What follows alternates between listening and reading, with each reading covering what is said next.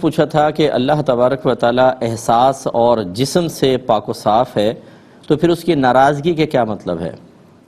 دیکھیں، احساس جو ہوتا ہے نا، یہ احساس 5 چیزوں سے حاصل ہوتا ہے۔ کسی چیز کے بارے میں ادراک، دیکھنا، سننا، سونگھنا، چکھنا، چھونا، حواس خمسہ کہلاتے ہیں۔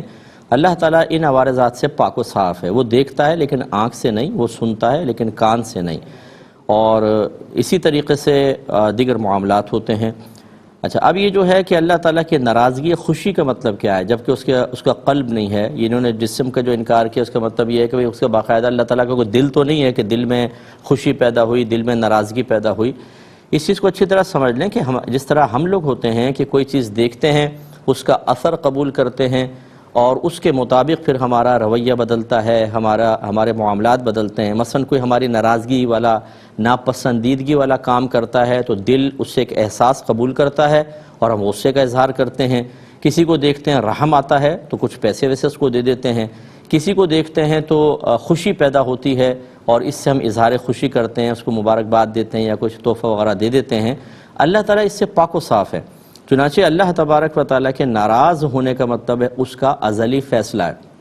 مطلب جیسے ہم یہ کہتے ہیں کہ اگر نماز نہیں پڑھو گے اللہ تعالیٰ ناراض ہو جائے گا، اس کا مطلب یہ ہے کہ اگر نماز نہیں پڑھو گے تو اللہ تعالیٰ نے ازل سے ہی ارادہ فرمایا ہے کہ وہ تمہیں سزا دے گا، وہ تمہیں اپنی رحمت سے دور کر دے گا، یہ مراد ہوتا ہے۔ اس طرح خوشی کا مطلب اگر آپ نماز پڑھیں گے اللہ خوش ہو جائے گا، اس کا مطلب یہ نہیں کہ جب آپ نے نماز ادا کی تو اللہ تعالیٰ کو ایک خوشی سی محسوس ہوگی، ایسا نہیں ہوتا، بلکہ خوشی کا مطلب ازلی انعام دینے کا ارادہ۔ یعنی مطلب یہ ہے کہ اگر آپ نماز پڑھیں گے تو اللہ تعالیٰ نے ازل سے ارادہ فرمایا کہ وہ آپ کو انعام دے گا، ٹھیک ہے نا؟ یہ خوشی اور ناراضگی کا تصور ہے۔ یہ نہیں ہے کہ جیسے ہم کسی چیز کو دیکھ کر اثر قبول کر کے پھر اس کے تقاضے کے مطابق یا اس اثر کے تابع ہو کر کچھ رویے اختیار کرتے ہیں۔ اللہ تعالیٰ کسی بھی چیز کے سلسلے میں کسی بھی چیز کا محتاج نہیں۔ اگر وہ کسی کو سزا دینا چاہتا ہے تو ایسا نہیں ہے کہ پہلے ایک احساس پیدا ہوگا، ایک اثر وہ قبول کرے گا، پھر وہ اظہار ناراضگی کرے گا۔ اس کا مطلب ہے اس اظہار ناراضگی میں کم از کم اللہ تعالیٰ اس اثر کا محتاج ہوا، حالانکہ وہ محتاج نہیں ہے۔ تو بھئی ذہن میں اچھی طرح رکھیں، اللہ کے ناراض ہونے، اللہ کے خوش ہونے کا مطلب یہ نہیں ہے جیسے ہم لوگ وقتی طور پہ کسی چیز کا اثر کر کے رویے اختیار کرتے ہیں، بلکہ اس کے ازلی ارادے مراد ہوتے ہیں۔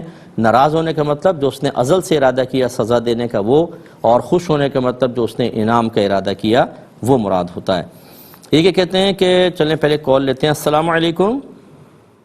وعلیکم السلام۔ جی